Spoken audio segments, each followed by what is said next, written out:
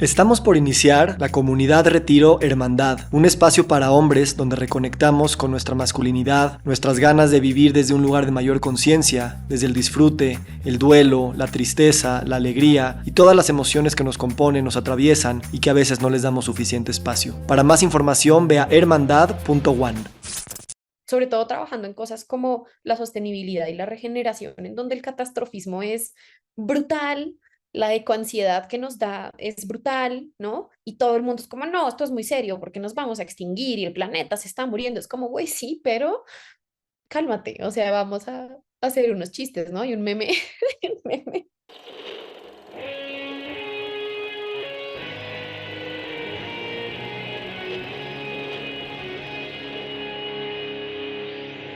Bienvenidos a Volver al Futuro Podcast, donde platicamos con las mentes que nos impulsan a crear el nuevo paradigma de salud y bienestar, conducido por Víctor Sadia.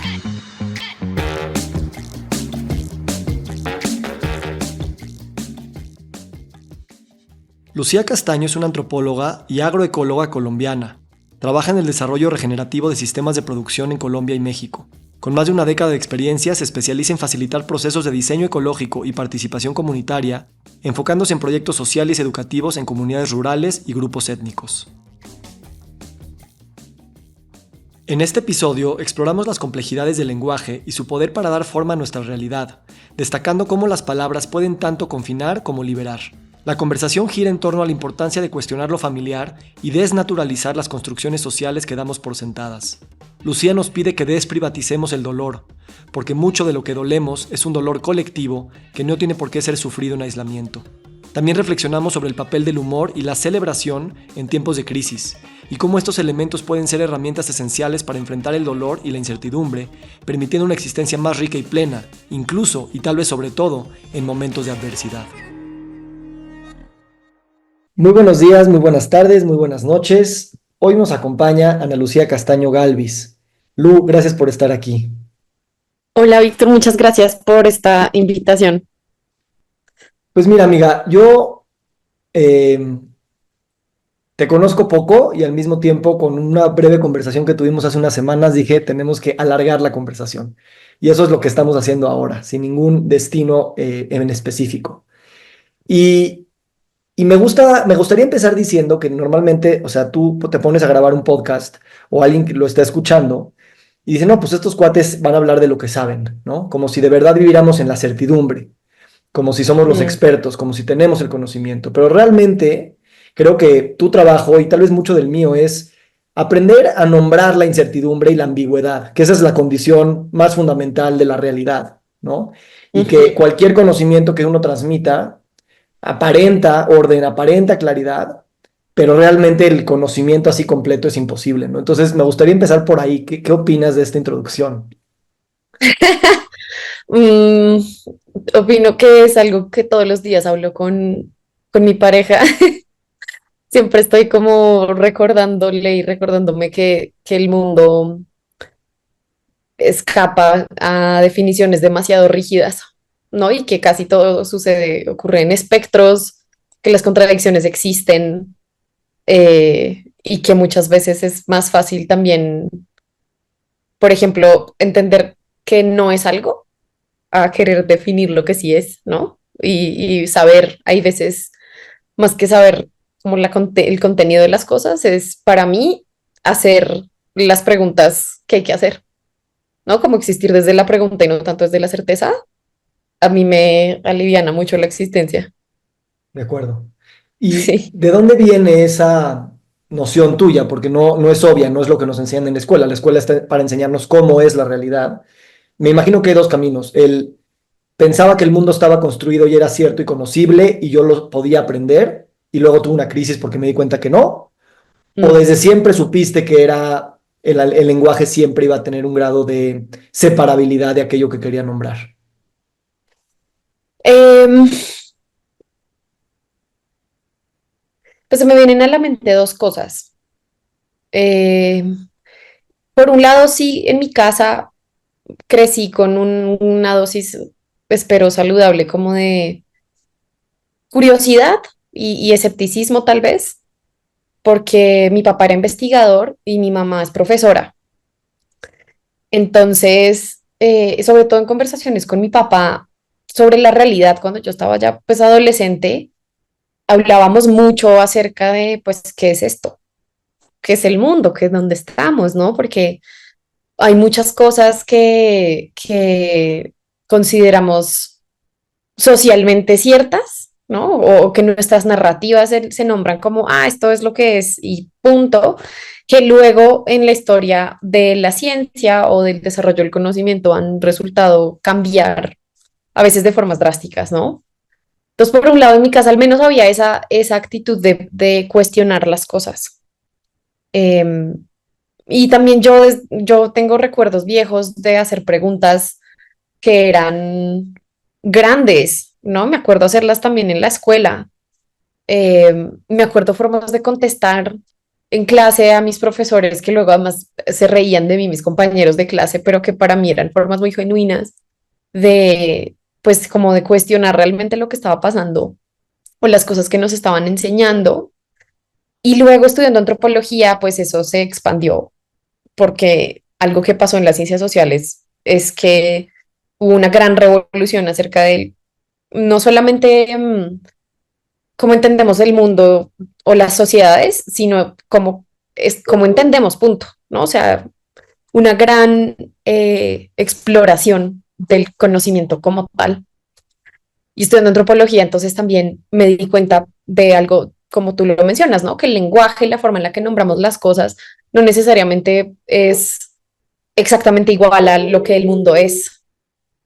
De hecho, desde la antropología, una de las lecciones más hermosas para mí ha sido entender que más bien es lo opuesto. La forma en la que tú nombras el mundo crea una idea de él, ¿no?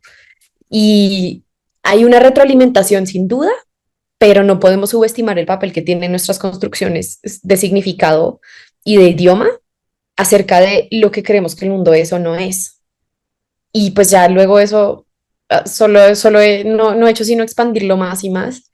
También cuando entré en contacto pues con la investigación como forma de acercarme a ese entendimiento del mundo y, y muy temprano entender también, trabajando con colegas de otras disciplinas, que es algo que he hecho desde muy temprano en mi carrera porque me gusta mucho, pues darme cuenta de que la forma en la que ellos se aproximaban a nuestro objeto colectivo o nuestros sujetos con quienes colectivamente teníamos que trabajar, eh, pues eran muy diferentes a las mías y que las personas hacían preguntas, muchas veces preguntas que no eran preguntas, ¿no? Preguntas que contenían la respuesta en la pregunta, y que yo me daba cuenta que eso sesgaba, por supuesto, un montón de cosas que la gente les contestaba, ¿no? Y, y también desde ahí entonces me di cuenta de que más importante aún que creer saber lo que estaba pasando era saber qué es lo que yo quiero saber, cuál es mi pregunta, ¿no? ¿Cuál es ese huequito, esa ventana de oportunidad que hay para expandir mi entendimiento? Y cómo lo formulo de manera tal que sea lo más abierta posible, ¿no? Y que yo desde mi punto de vista, que es limitado y finito, pues no esté cerrando la posibilidad de una respuesta que me pueda sorprender o contradecir o expandir. Wow, se está poniendo bueno. Eh, Sí. Pienso en esa adolescente hablando con su papá, ¿no? Y también me imagino qué hubiera pasado o en el caso de que sea una niña, ¿no? Porque yo ahorita tengo niñas chiquitas y es, oye papá, ¿y eso qué? ¿No? Y está la voz de, ah, esto es esto. Y está la voz de, bueno, esto es lo que dicen, esto es lo que cuenta la leyenda, esto es lo que dicen los libros, ¿no? Pero, pero ¿cómo le haces habitar a un niño un mundo de incertidumbre? Cosa que a un adolescente le es más fácil, ¿no? Y por eso me llama la atención, como tú dices, cómo el saber que no sabemos a ti te quita peso y te hace sentir ligera, cuando también Sí, podría pensarse que es lo más pesado y lo más duro, porque es, güey, vives en un mundo irreconocible y ajeno, y eso, pues, qué miedo, ¿no? sí. Entonces, ¿qué pasa en tu ser para que esta condición no te aplaste y al contrario, te dé alas para decir, wow, o sea, estoy ligera y no tengo el peso de ser feliz, de ganar dinero, de tener una identidad específica, etcétera, etcétera. Pues es ambigua mi respuesta, porque, porque en ciertas cosas, o sea, cuando se trata de conocer el mundo por lo que es, siento esa ligereza en parte porque yo tengo una personalidad que tiende a ser controladora, pero he trabajado mucho en ese aspecto controlador y he ido aprendiendo a ponerle límites, ¿no? O sea, lo que yo controlo es absolutamente limitado, es chiquitito, ¿no? Mi área, digamos, tengo un montón de agencia en mi vida, sin embargo, lo que controlo es muy poquito. Em, y para mí entonces el poder decir, ok, hay un montón de cosas que no sé, es liberador en ese sentido porque tal vez conocer las cosas por lo que fuesen me haría sentir más responsable porque de alguna manera lo asocio más con esta idea de, ah, ok, si lo entiendo, lo puedo controlar. Y entonces, en mi caso, por como yo soy, sería un desastre. Por un lado, no. Y por otro lado, también me libera porque hay un concepto de una de las escuelas de pensamiento que a mí han dado forma e inspiración en años recientes, que es la escuela regenerativa, que es el concepto del potencial. No quisiera entrar en mucho detalle porque explicarlo requiere un poco de tiempo, pero en síntesis, y lo estoy sobresimplificando, es la idea de que como los sistemas vivos, los seres vivos estamos en constante evolución, las posibilidades para seguir desarrollándonos hacia cualquier dirección son infinitas, ¿no? Y entonces potencialmente somos muchas cosas todo el tiempo. Depende mucho de las condiciones en el presente y en el entorno, que de todo ese potencial se manifiesta hoy. Y el potencial me gusta también porque es una manera de pensar en la vida y en el devenir que se centra mucho justamente como pues en la creación y en el futuro, ¿no? Como en cosas generativas, a diferencia de un enfoque más problemocéntrico que nos invita a estar pensando en el pasado y en las causas históricas de las cosas, ¿no? Y te hace estar mirando atrás todo el tiempo, sin demeritar el valor que eso tiene, el potencial como norte o como guía, a mí me ha servido mucho y me inspira mucho porque justamente te hace enfocarte pues en lo que es posible y en lo que podría emerger, ¿no? Y en lo que puede ser creado. Y en ese sentido, como este tema de la ambigüedad y del no saber, me gusta porque hay potencialmente muchas cosas que yo puedo seguir sabiendo, ¿no? Y, y hay, y hay una yo potencial también que puede ser y devenir dependiendo de aquello que voy conociendo. Y también porque yo me siento cómoda con pensar en el ser humano desde un punto de vista no solamente como así expansivo, sino también de nuestras limitaciones y entender que hay limitaciones a nuestro conocimiento por muchísimas razones, por cómo pensamos, por la tecnología que tenemos disponible en este momento, por cómo nuestra cognición funciona, tanto biológica como social y culturalmente, y reconocer con humildad todas esas limitaciones a mí también me da tranquilidad, porque sé que aunque quisiéramos, estamos en un momento en el que podemos ir hasta cierto punto y eso también está bien y me lo gozo mucho. Ahora, si me dices como este tema del no saber ya como para mi vida en particular, me enloquezco, o sea, estoy pasando por un momento en el que estoy enfrentando una incertidumbre que no había enfrentado nunca antes en mi vida, especialmente en mi carrera, y ha sido muy difícil no saber qué voy a hacer conmigo.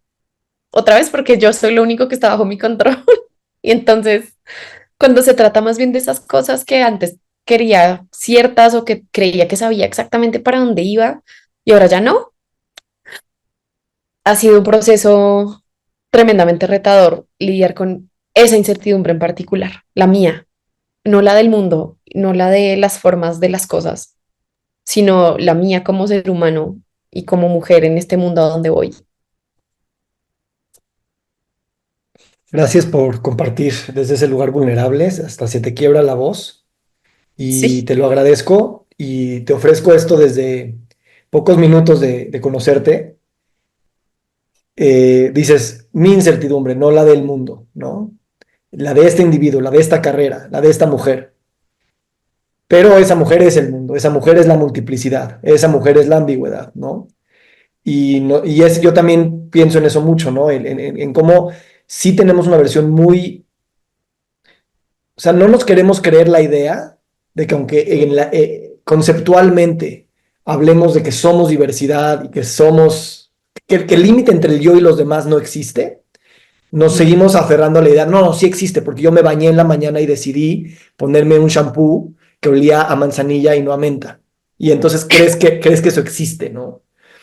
Y entonces yo estoy en lo mismo que tú, y por eso me sorprende cuando dices, me flexibiliza, cuando digo no tengo que tener el peso del mundo en mis hombros, pero llevarlo a mí, a mi carrera, a ganar dinero, a cumplir el tiempo poquito que tenemos en este espacio, al menos bajo esta encarnación, pues a jugar el juego de una manera padre, ¿no? Mm. Y no, no creo que hay respuesta, más bien creo que tu carrera es la danza de eso. Y tus títulos o tus webinars o tus libros o lo que sea que se produzca es una consecuencia de esa exploración y no digamos, una meta en sí.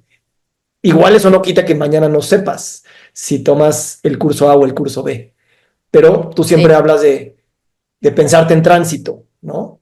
sí, Y por eso los que hablamos de pensar en tránsito, tenemos que llevar eso hasta sus últimas consecuencias. El tránsito es siempre, hasta el último momento, no 20 años y luego me encuentro. sí. Sí, justo ayer tenía una conversación con un amigo en estas líneas, em, un amigo con el que queremos incubar una iniciativa muy bonita a nivel global. Y entonces estábamos hablando de esto, ¿no? Yo le estaba compartiendo mi experiencia reciente y estábamos conectando en torno a eso y en torno a cómo también por el tipo de cosas que nosotros hacemos, pues también estamos en contacto con el mundo de una manera particular.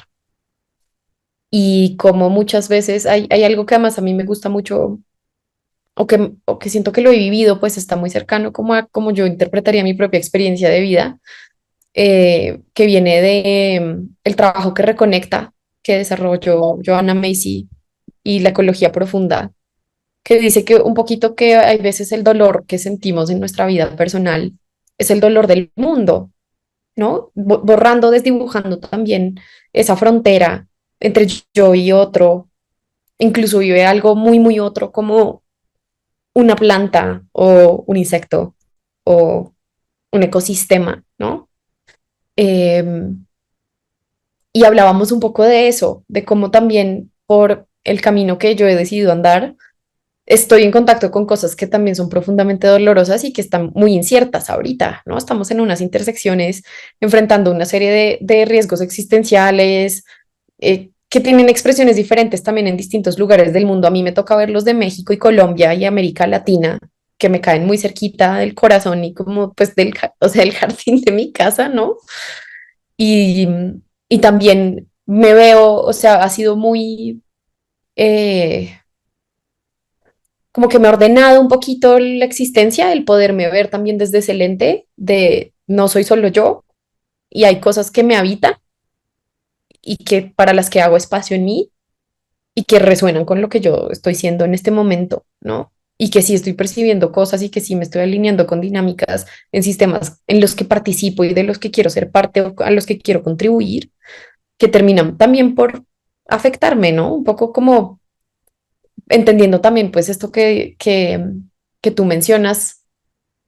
Igual así tú hayas decidido bañarte y usar el shampoo de manzanilla, estás usando ese shampoo de manzanilla porque tienes una relación con alguien o algo que hizo que la manzanilla fuese algo en tu vida y no la menta, ¿no? Y esa manzanilla vino de algún lugar que tiene alguna otra relación contigo. Entonces sí, esto que tú dices como a mí me conecta mucho también con esta perspectiva relacional de la vida, ¿no? Y yo también me acuerdo estar adolescente y decir, yo soy un poco de todo lo que me rodea. Yo me di cuenta de eso muy temprano en mi vida y se lo decía a mis amigos y me acuerdo que me miraban raro, como esta morra que está diciendo. pero, pero para mí era evidente que mi identidad y mi ser no era solo mío. Inclusive una vez me puse a hacer así como una genealogía de las cosas que yo soy en función de mis relaciones y me di cuenta de un montón de cosas que a mí que hoy son parte de lo que yo digo, yo me identifico con esto, me asocio con esto, me afilio con esto, pero en verdad llegaron a mí gracias a otras personas.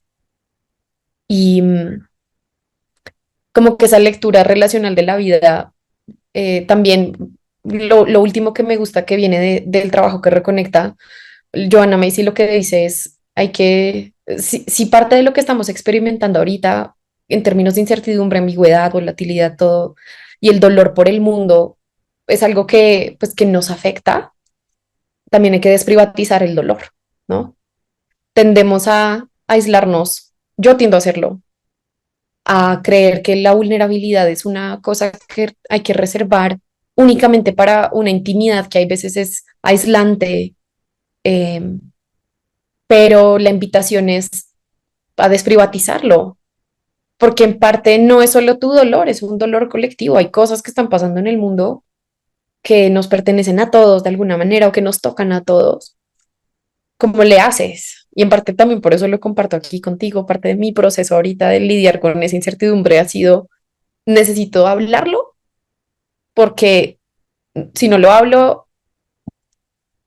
no sé qué hacer. Se queda ahí pudriéndose en una esquinita oscura de mi ser y luego huele muy feo. Y pues sí. Sí. Gracias por atreverte. Y me llama la atención cómo me encanta esto que dice que, o sea, a lo mejor sí entendemos que somos el mundo y que somos el sufrimiento, somos el dolor del mundo, que es un dolor infinito, infinitamente grande, y al mismo tiempo tenemos la expectativa de individualizar y privatizar ese dolor, esa carga, y ya sabes, o sea, eso es algo súper, o sea, de mucha cosmovisión occidental, ¿no? Desde el tema del sacrificio y desde el tema del engendrar en una persona, en un ser, en un individuo, ¿no? Y bueno, por muchas otras cosas. Entonces, yo he estado explorando mucho el tema del duelo y sobre todo el duelo común, el duelo comunal, el duelo en ceremonia. Y no nada más el duelo, obviamente, de seres que perdemos, ¿no? Sino el duelo del planeta, el duelo transgeneracional, el duelo de los futuros que no fuimos o de esos potenciales que ni siquiera les hicimos caso y esas partes de nosotros que no recibieron amor en su momento. Y me empieza a dar esa sensación de que el duelo es mucho más un tema colectivo que individual y toda la narrativa es completamente diferente. Y esto es algo que las culturas, pues tú sabes, indígenas, prehispánicas, no colonizadas, es una obviedad, ni siquiera es algo que, ay, vamos a hacerlo colectivo. No existe sostener el dolor tan profundo de la vida en aislamiento. Sí, y eso a mí como que me parece tan bello. Hubo un tiempo que trabajé en el Pacífico colombiano, en donde hay una mayoría de presencia de afrodescendientes, personas que además por las condiciones geográficas de esta región del país, pues estuvieron relativamente aisladas de como otras dinámicas que hubo, ¿no? En términos de difusión cultural de la cultura occidental, específicamente la occidental española, más específicamente hablando. Obviamente fueron igual esclavos que trajeron los españoles, que luego se liberaron. Pero el caso es que estas son personas que llevan pues siglos allí, en una selva húmeda tropical hermosa, y que tienen todavía un montón de tradiciones, tanto digamos, directamente importadas como ya hibridizadas acá de los países, sobre todo del sudeste y del sur, sí, sudeste y sur de África, de donde venían. Entonces hay una dinámica cultural muy hermosa allí, un mestizaje también genial entre ellos y no los descendientes de los conquistadores, en fin, es un lugar que a mí me gusta mucho. Y trabajando allá entré en contacto justamente con estas otras prácticas como de habitar lo colectivo y lo individual. Estábamos trabajando en un proceso para generar un recuento histórico de una comunidad que quería apelar por un derecho que tienen ellos acá en Colombia, un derecho a tener una titulación colectiva de sus tierras, porque había un grupo de ellos que estaba muy preocupado de una migración muy agresiva de personas de otros lados del país que tenían plata y que querían montar ahí circuitos turísticos y un montón de cosas que podrían tener unas consecuencias que ellos les preocupaban mucho. Y en ese proceso, no solamente entender lo colectivo desde la tierra, por ejemplo, que es, que es otro universo también muy bello, sino también entender lo colectivo desde la interacción cotidiana, ¿no? Hablar, por ejemplo, con cuando alguien muere en el pueblo, hay un grupo de cantadoras que su función es ir y llorar al muerto, cantando juntos, ¿no? Por días y días. Y el luto se vive desde ese lugar, cantando juntos y llorando juntos y estando todos juntos en un espacio, ¿no? Em, y ese tipo de contacto, no solamente con lo colectivo, sino con lo colectivo en duelo, ha sido como que a mí me mueve mucho. Y por eso te digo, también me siento ambigua en mis respuestas porque me noto como con todas estas herencias también que están ahí tratando de encontrar su orden y su espacio, eh, y que están como, y en donde yo misma me estoy notando que estoy aprendiendo a retar estas formas más occidentales de ser, ¿no? Que en donde se individualiza todo, se privatizan las cosas y Y le llamas ahí, carrera. y le llamo carrera, ¿no? Y le llamo, es mi proceso, estoy en mi sanación, es mi camino, es mi lo que sea, y esto como otra vez te lo digo, estando aprendiéndolo, yo no domino este arte de compartirme y de decir, oye, estoy batallando con estas cosas, ¿qué hago? ¿No? Em, sí lo aplico en otras áreas de mi vida, pero en esto en particular me ha sido muy retador y cada vez que lo logro hacer me siento un poquito más grande, un poquitito, así como que digo, vamos, o sea, hay algo Mm. ahí, hay una habilidad también ahí de poder tener este espacio como de vulnerabilidad y de colectivizar ciertas cosas. O ni siquiera colectivizar, ¿ves? Por eso me gusta el término como lo usa mi maestro del trabajo que reconecta, es desprivatizarlo Sí. y tener espacios en donde esto pueda ser atestiguado por otros. No necesariamente quiere decir que tú lo tengas que compartir, pero solo que lo veas ya es un montón. Me encanta. Y me das esta sensación de lo que decíamos al principio, o sea, el lenguaje nunca va a alcanzar y el sufrimiento que sentimos en nuestro cuerpo también es porque viene de narrativas y cosmovisiones hiperreduccionistas con las cuales estamos juzgando nuestra situación. Entonces es como exigirle a nuestro lenguaje que hable más de lo que ya habla, o sea, más extenso para poder seguir nombrando estas cosas que no abarca y que me están encarcelando.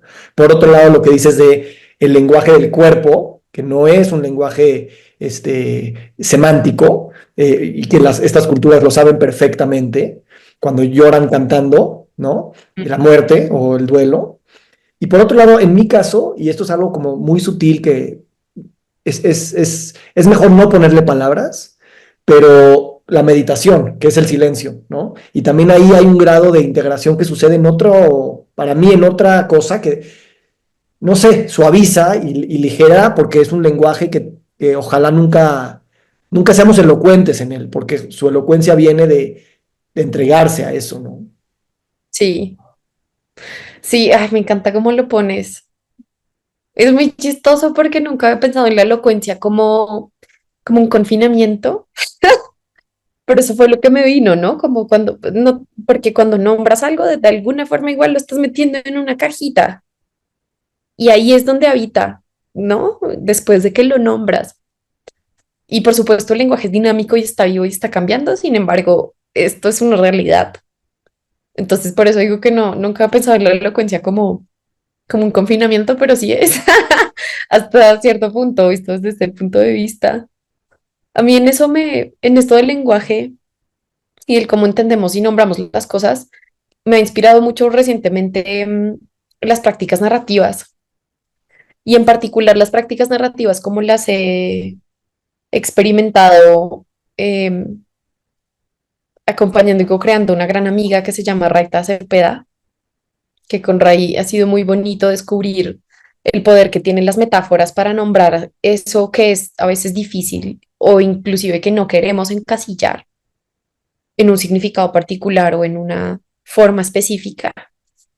Ella, por ejemplo, y la recordé también porque ella, para poder invitar a un grupo de mujeres, creo que era ay,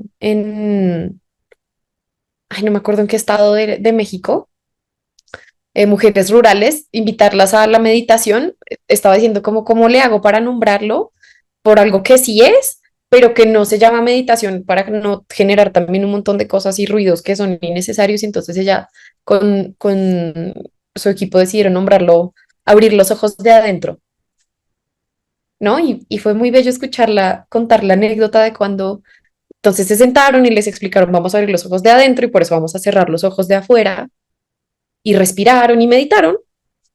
Y al final, también como los testimonios de las mujeres diciendo, yo nunca había abierto los ojos de adentro, yo no sabía que podía mirar allá. Y algo tan, o sea, se me hizo tan lindo, tan poético y tan poderoso. Y nada más es cuestión de cómo hacer ese desplazamiento en cómo nombramos las cosas, para, de nuevo, como igual como preguntamos, es lo mismo, ¿no? Cómo nombramos para que haya la suficiente apertura posible para que el mundo pueda seguir interpelándonos y que se abran posibilidades de experiencia que no se abrirían si no nos permitiésemos ese deslizo, inclusive ese silencio o el no nombrar las cosas. Me encanta. Mm, Me encanta sí, cómo nuestra labor siempre es de construcción, o sea, construir, y luego de construir y luego meter en los espacios donde no había nada y donde esa construcción no llegaba a dar, ¿no? En lenguajes, en ciencias, en metodologías, en sí, estructuras económicas. Y es una dinámica, bueno, no hay que ponerle un calificativo porque tiene todos. Este, pero esto me lleva a lo mismo que venimos hablando, pero tú hablas mucho del bienestar, ¿no? Y de cómo ya habita en nosotros una definición de bienestar que nunca hemos cuestionado o de salud. Esto aplica para todo, ¿no? Y, y yo me acuerdo, o sea, Derrida decía, ¿no? O sea, lo más violento es cuando dejamos de cuestionar cualquier idea, aunque sea una idea poderosa como la paz o la amistad o la democracia. Es lo peor dejarlo de cuestionar porque ya se estabilizó, ya nos confinó y ya se actúa violentamente, ¿no? Entonces, también es eso de ser controvertido hasta de las cosas que son muy puras de nuestra cosmovisión y por las mm. cuales, en fin, cómo tú le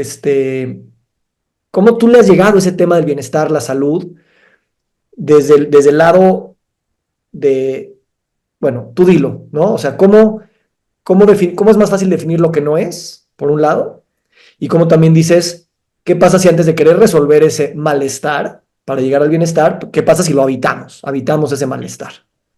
Mm.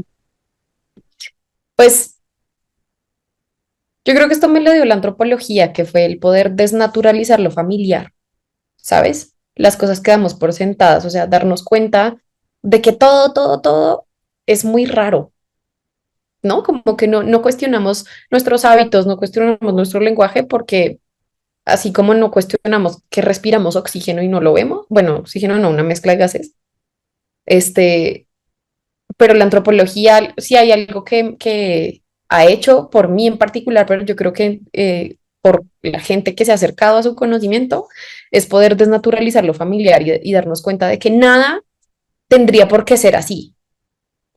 Me explico por qué devinimos en esta forma de ser y no en otra. ¿Por qué nos gusta comer tacos y no hot dogs?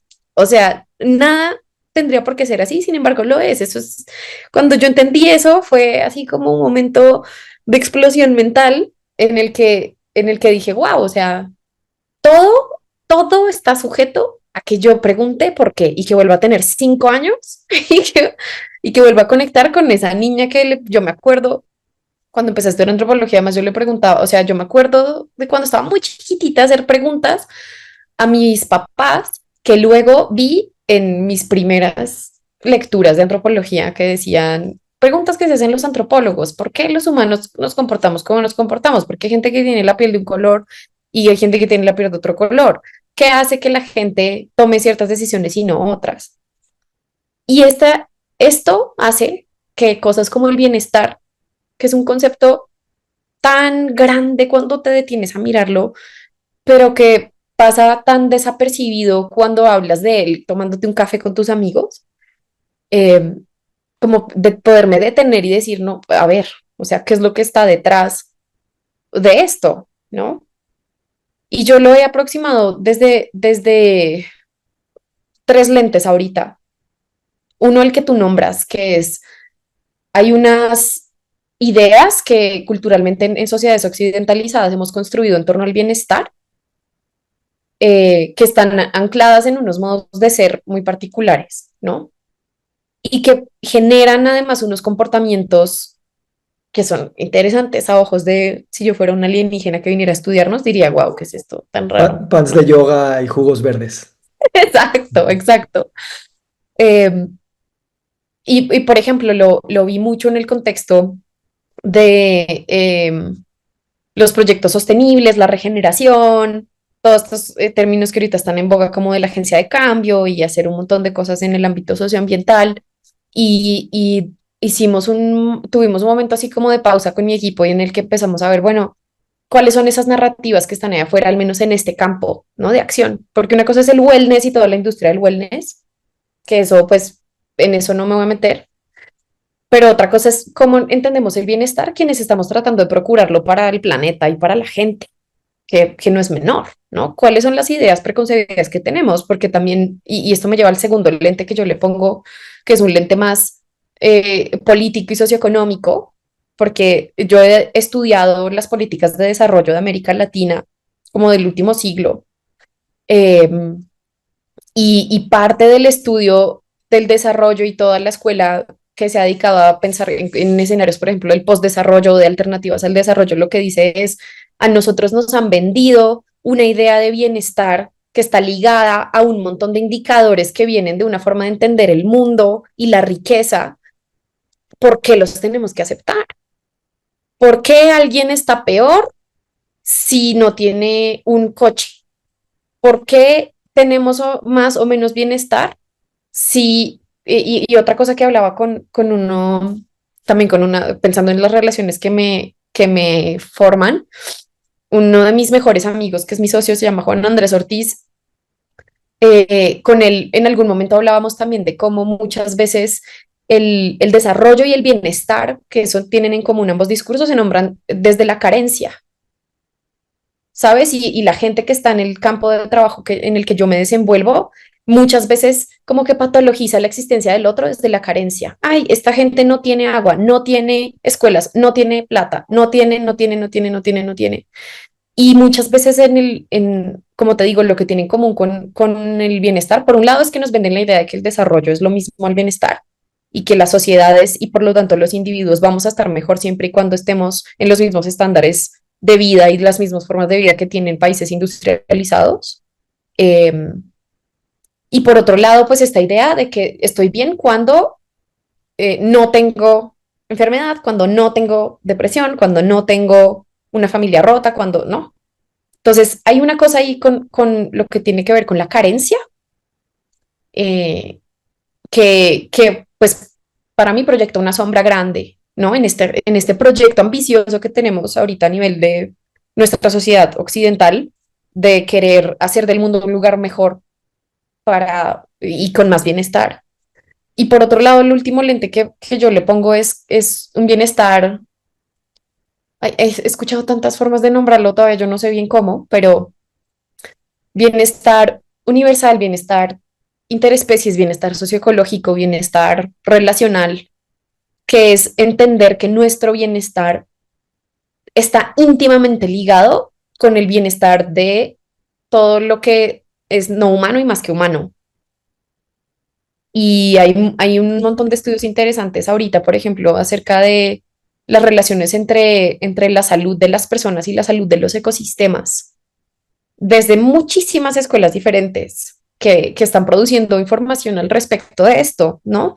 Los más virales pueden ser, por ejemplo, estos que vi en algún momento cuando estaba en Facebook de salir a caminar al bosque te quita la depresión y que eso no es algo simplemente como poético, sino que hay unas reacciones fisiológicas que pasan en tu cuerpo, porque estamos todos hechos de la misma materia. Entonces, pensando en las tres cosas, ¿no? Como en este punto de vista socioeconómico y político de qué es lo que nos han dicho que necesitamos para estar bien, pensando desde este lugar de eh, hay que desnaturalizar lo familiar y yo necesito entonces irme otra vez a para mí o desde donde yo lo he visto, qué es el bienestar y cómo lo puedo entender.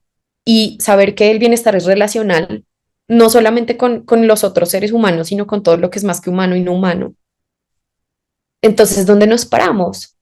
Y, y te digo, como he estado en un momento de mi vida en el que me he visto muy retada, he tenido problemas de salud, física, salud mental, crisis, ¿no? Como que todo pasa al mismo tiempo. Entonces, para mí, cuando me invitaron a hablar sobre bienestar y a hacerme la pregunta, pues yo dije, en este momento, el único lugar desde el que yo puedo hablar al respecto es en donde estoy ahorita.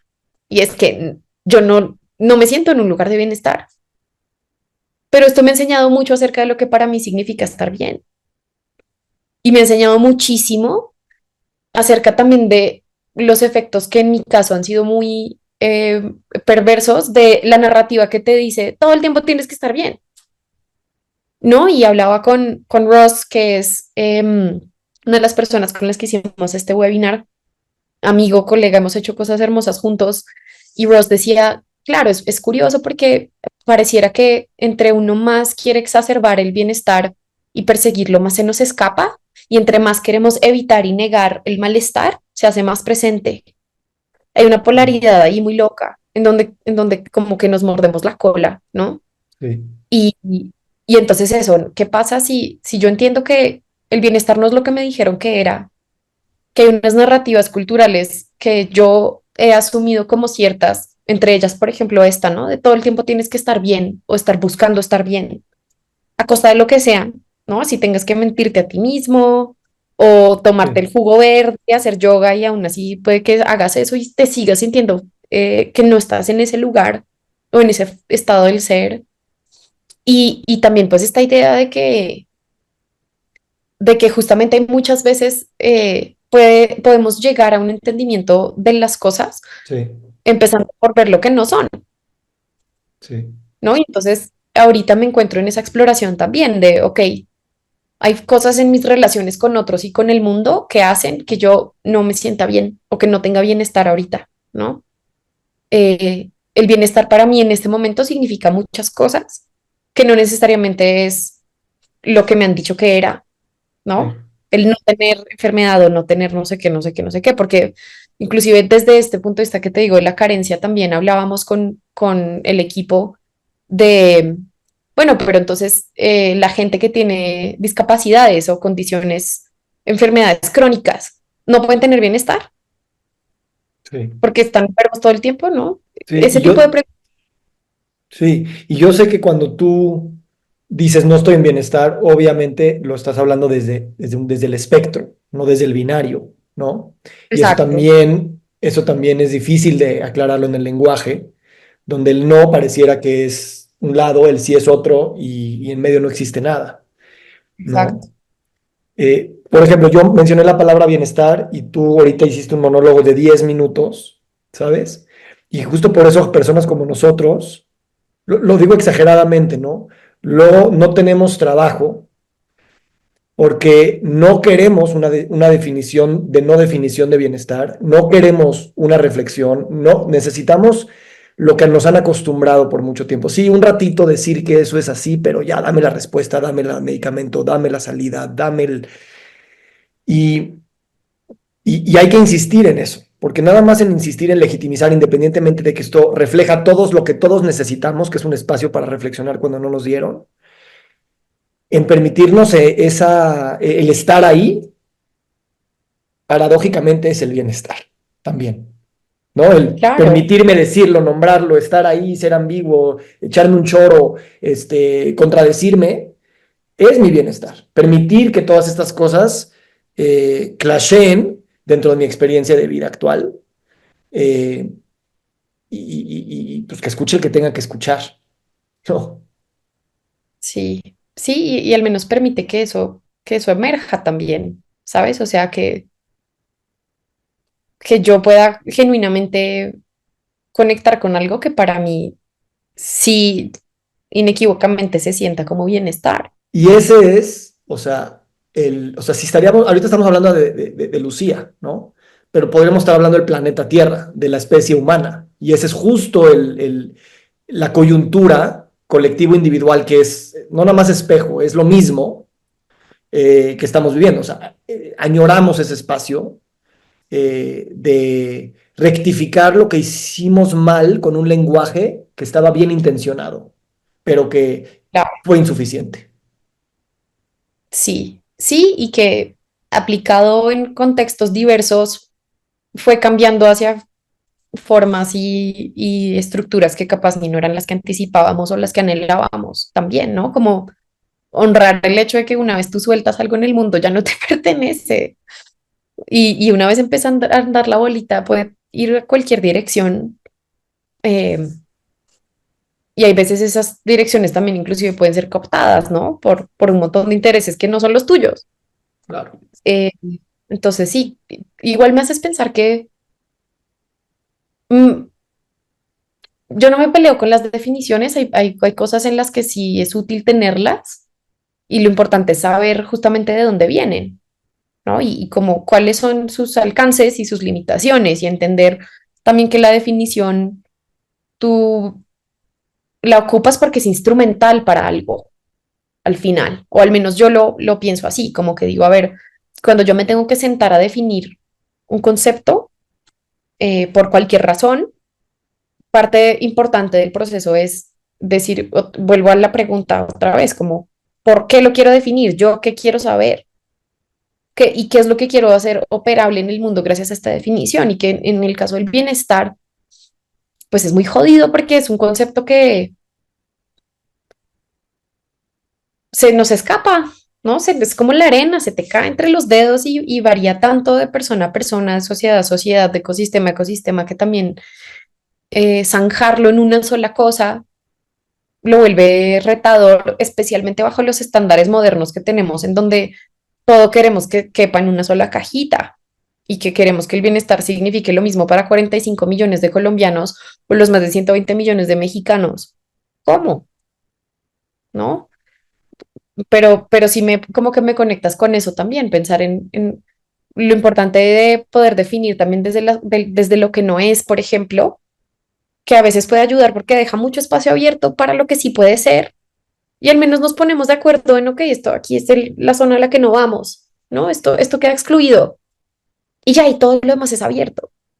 Que eso, y eso solamente, en mi opinión, desde el bienestar, o no solamente, sino que a mí me ha funcionado mucho explorarlo desde el habitar me y mi vida, mis procesos, desde un lugar en el que, ok, no me siento ahí, pero entonces esto qué significa para mí de todas formas, ¿no? Yo, Si el bienestar o el malestar en este momento en mi vida es así, ¿qué quiere decir esto de lo que sí es estar bien? ¿Qué necesito? ¿Qué quiero? yo Y ha sido te, muy... sí, yo te aplaudo, hermana, y como espejo mío y también como parte de mi yo, ¿no? Que tú estás atreviéndote a habitar ese espacio con todo tu conocimiento, tu experiencia, tu privilegio y tu sufrimiento relacional y todo lo que estás mencionando, porque es permitirnos nombrar esas cosas y no estás buscando un escape, no estás buscando el cómo lo transformo en algo productivo, cómo lo transformo en algo feliz para que me la pase bien, cómo lo transformo en un legado de vida para dejarle a mis nietos algo, ¿no? Y, y, y yo creo que eso es una cosa, o sea, que si lo leyéramos digo, con nuestra falsa humildad, ¿no? Cuando hablamos del mundo y la especie y el planeta, mientras más nos atrevamos a hacer eso, creo que muchas cosas van a emerger. Y tú hablas mucho de los sueños, ¿no? Y cómo en toda esta adicción a la narrativa de crisis, pues no tenemos la capacidad de soñar y de ver otras, imposible ver otra cosmovisión, pero al menos acordarnos que no lo estamos pudiendo ver porque estamos limitados por las actuales.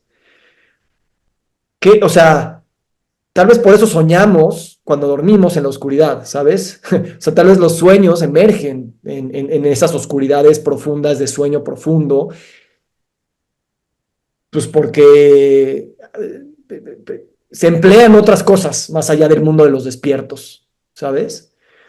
Y entonces, pues bueno, te lo aplaudo y te digo que independientemente de, o sea, cuando tú escuches esta conversación, pues vas a también salir de esa individuación y decir, wow, o sea, esto es más grande que yo también, y no lo tengo que cargar y resolver yo toda. Y en ese sentido yo te digo que estoy contigo en ese camino, porque eres mi hermana, pero también porque eres yo. Mm, sí, lo agradezco mucho también. Es, y es por este tipo de cosas que lo hago, ¿sabes? Como es algo tan pequeño, pero tan poderoso como decir estoy contigo. Es como sí, o sea, también ese es el poder de desprivatizar el dolor, te das cuenta de, ay, no estoy solo, no estoy sola, en un sentido muy literal, o sea, de que estamos compartiendo, lo nombro como luchas, a falta de una mejor palabra, ¿no? Como estos momentos en donde estamos siendo retados y retadas por la existencia y por la condición humana, que es muy caótica y hermosa al mismo tiempo. em, y que pienso que considerando, por ejemplo, esto que te digo del bienestar, de cómo el hablar de lo que no es abre espacio, un espacio mucho más grande para lo que sí puede llegar a ser.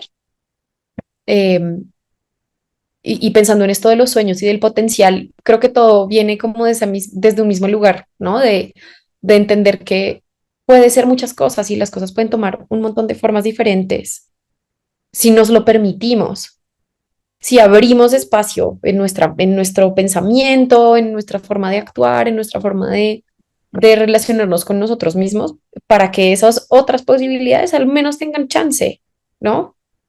Que lo triste es eso, como, y que me acuerdo que cuando estábamos hablando de este webinar en el que discutimos sobre el bienestar o la cara B del bienestar, em,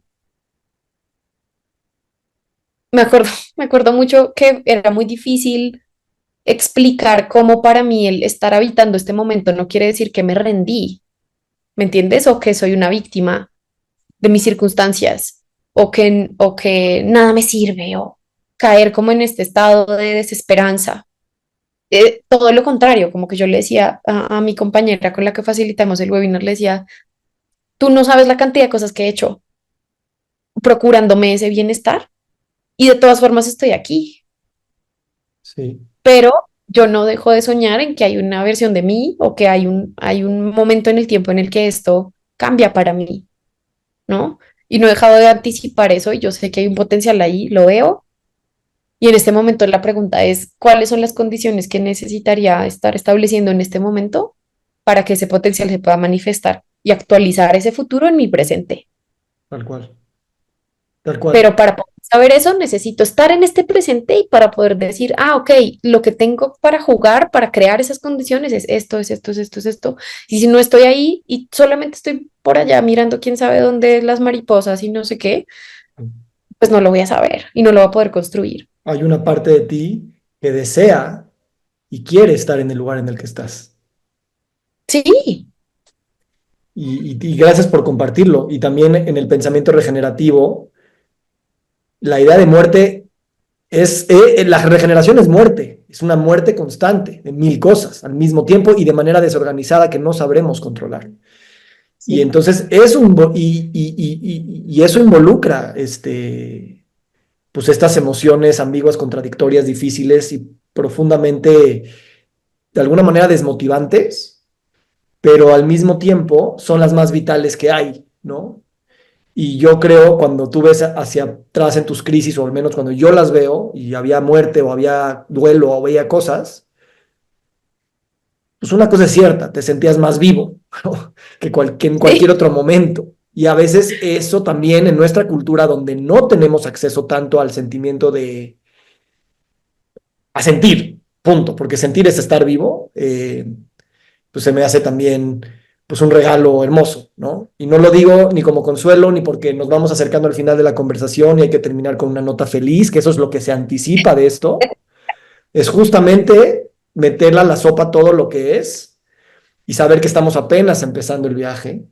Así es que pues te lo agradezco infinitamente, hermana. Y yo te escuché hablar de la sabrosura, te escuché hablar de vive lo sabroso. Y creo que eso es algo, me encantaría que lo describieras, independientemente de tu coyuntura, porque es una cosa bien profunda, ¿no? Que viene de mucho tiempo, de muchas culturas latinoamericanas, y que tiene una sabiduría para el ojo occidental contemporáneo, que suena padre, pero suena como un sueño que no es real. Y yo siento que es lo más real que hay, ¿sabes? Pero a mí, gente como yo al menos, lo sigo viendo como, ay, suena padre, no es para mí, ¿sabes? Sí. Mientras que justo de eso se trata, bueno, tú descríbelo, pero pues decir, yo soy eso, y lo digo y entonces ese es, ¿no? ¿Qué es para ti esto? Mm, lo primero que me viene es un ejemplo de la música, porque hay un montón de géneros musicales, por ejemplo, aquí en los Andes, los huaynos, que es una forma de música andina, habla de cosas que son profundamente tristes en ritmos absolutamente festivos, ¿no? Ves lo mismo en cosas como el blues que hicieron los descendientes de africanos en Estados Unidos. Lo mismo, ¿no? O sea, son unos, o en el soul también, en la música negra en general, y aquí en el caso andino, es esta capacidad de que aún cuando estás jodido, triste, te dejó tu novia, te pusieron el cuerno, estás en bancarrota, estás enfermo, lo que sea, encuentras cómo hacer de eso, eh, o cómo celebrar eso más bien, ¿no? Cómo honrarlo, que viene de este mismo precepto, como de honrar el malestar, ¿no? ¿Cómo lo honro? Y entonces yo les recomiendo mucho escuchar Wainos y escuchar música negra y que nos demos cuenta de eso, que hay unas letras que son profundamente desgarradoras, pero el ritmo, e inclusive no solo el ritmo, sino en fiestas andinas, por ejemplo, los huaynos es algo que todo el mundo se para a bailar y a zapatear, y es un baile de salón precioso y con eso nos emborrachamos. Eh, pero estamos hablando al final de un dolor muy profundo, que se sublima a través del gozo y de la fiesta, ¿no?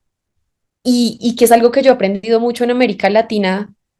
Puede ser muy controversial, pero lo que yo he descubierto trabajando con las personas a quienes más ha perjudicado las estructuras en las que vivimos, y es gente que se goza mucho la vida, se gozan muchísimo la vida, ¿no? Y gozan las cosas que tienen por lo que son. Y para mí, parte de mi exploración, pues también ha sido eso, por ejemplo, como invitar esa gozadera y ese sentido más, ¿no? Que tenemos en como de que nos molestamos un poquito, hacemos bromas, nos tomamos las cosas con humor, o llega un amigo y te dice, güey, estoy jodido, y tu respuesta es, les es un chiste para que se ría, y puede ser un chiste medio oscuro, pero lo hiciste reír y se cagan de la risa juntos, y de alguna forma ese humor también como en esa gozadera ayuda a ver las cosas desde otro lugar, asumirlas desde otro lugar, que se me hace tan necesario y tan ausente de muchos espacios en los que yo estoy, sobre todo trabajando en cosas como la sostenibilidad y la regeneración, en donde el catastrofismo es brutal, la ecoansiedad que nos da es brutal, ¿no? Y todo el mundo es como, no, esto es muy serio porque nos vamos a extinguir y el planeta se está muriendo. Es como, güey, sí, pero cálmate, o sea, vamos hacer unos chistes, ¿no? Y un meme, un meme que yo circulé que no sé qué tanto les gustó a mis compañeros de la universidad, que decía, luego te lo mando, es buenísimo, eh, que decía como que era sobre el cambio climático, ¿no? Y que decía como, ay, hay algo que está mucho más caliente que el planeta. Y no eres tú, mi amor. Una pendejada así, ¿no? Que para mí es necesaria ese humor y esa gozadera, especialmente en momentos de crisis. Justamente porque como que te elevan el espíritu, te recuerdan que además hay otras formas de hacerle frente al duelo y al dolor, que no necesariamente nos tenemos que limitar a este lugar íntimo, aislado, el rincón oscuro de tu casa, bajo tus cobijas, los mocos, sin negar que eso tiene su valor y su lugar, pero Sí. que nos ayuda como a estar presentes para nosotros mismos desde otro lugar y sobre todo a como a recordar que lo más importante de vivir es gozar la vida. Sí. Y justo eso, o sea, el arte, la comedia, la música, la danza, el disfrutar, el gozo, que está también súper censurado, es la fuerza regenerativa. O sea, solamente depende de que riamos y bailemos en estos momentos para que entonces no caigamos y muramos y nos extingamos. O sea, no es, ay, te diste el lujo para... No, no, no, es la única manera. El otro nos lleva a la depresión y a la inacción, mientras que este nos lleva al despertar y sí, a lo mejor nos hacemos güey de unas cosas o a lo mejor nos tomamos en broma algo muy en serio, pero hay energía y estoy despierto y aquí estoy, no me fui a ningún lado. Entonces Sí, eso también a mí entrevisté a un chef, ¿no? Que dice es que pensamos que el placer debe de estar completamente separado de la regeneración. Y pero el placer es uno de los drivers más importantes de la vida. Entonces, si cualquier actitud de reconstrucción, de composta, de regeneración no viene con placer, me parece que a veces es muy, que la heredamos espera, capaz. Ay, te perdí ahí un segundo. ¿Podrías volver a ahí empezar a hablar? Te perdí ahí un me segundo. escuchas bien. Sí, yo terminé de decir lo del placer Sí, y te y, escuché perfecto. ajá, y ahí se me cortó. Entonces, vuelve a empezar, please. Va.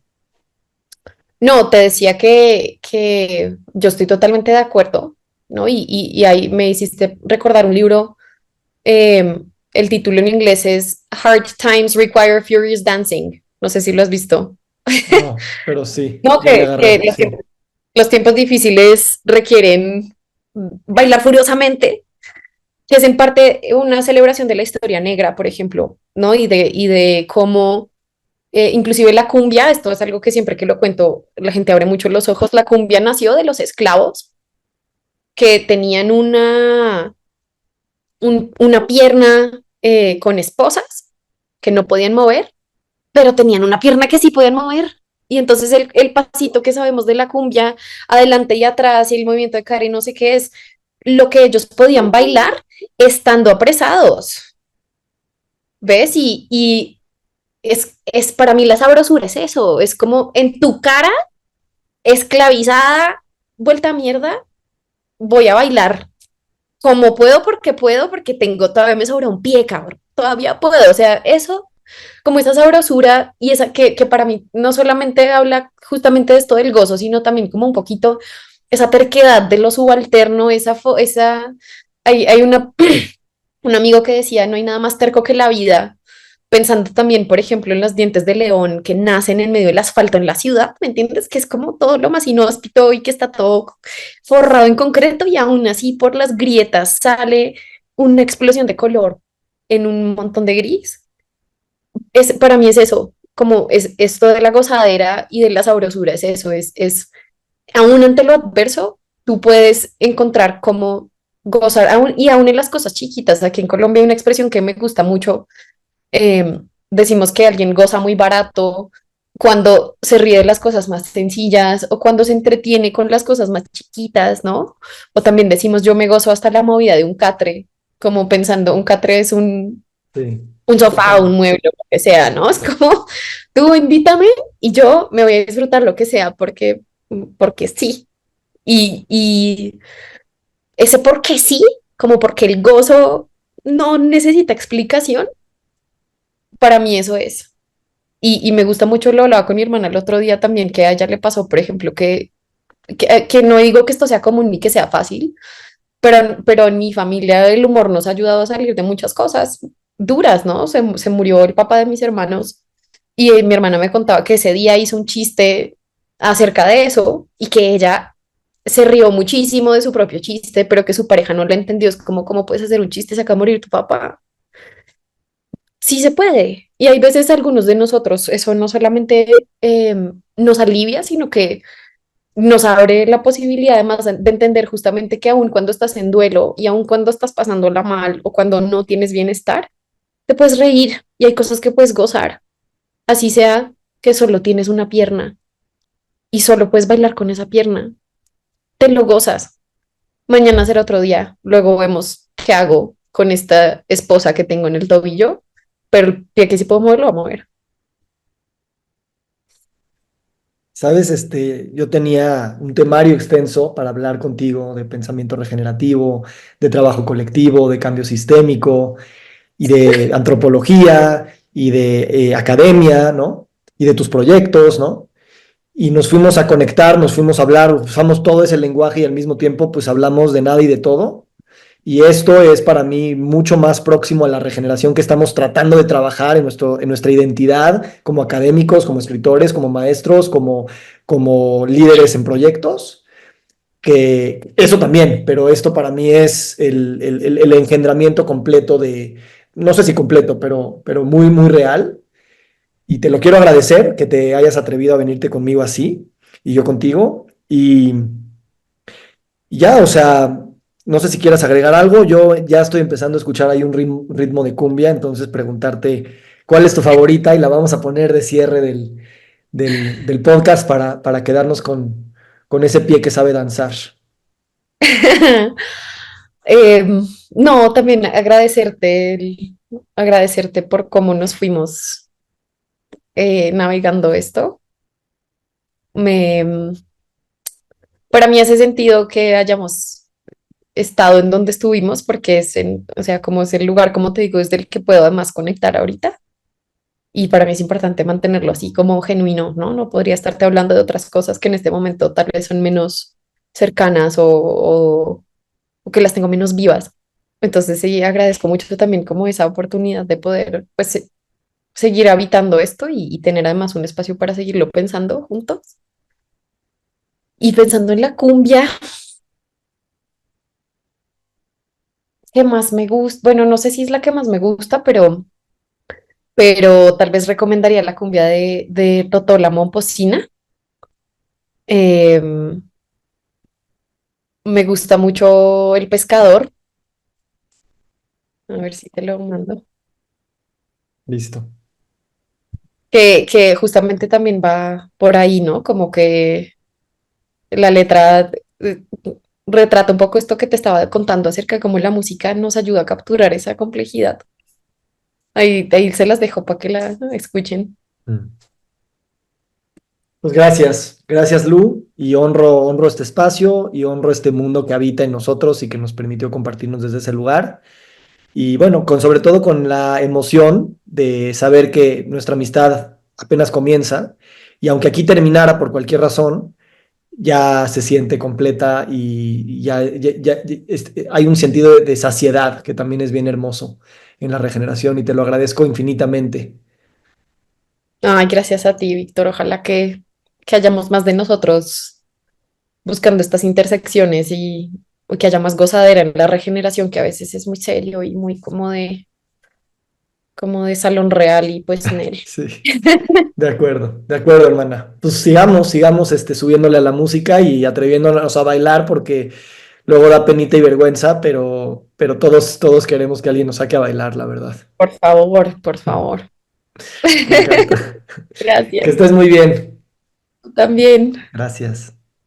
La canoa de Bareque para llegar a la playa va subiendo la corriente con chinchorro y atarraya.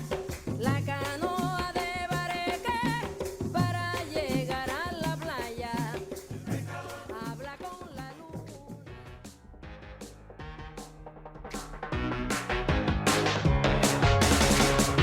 Nos encantaría recibir tu retroalimentación de estos podcasts para continuar generando contenidos que te sean útiles e interesantes. Si puedes, déjanos un comentario en la página web victorsaadia.com.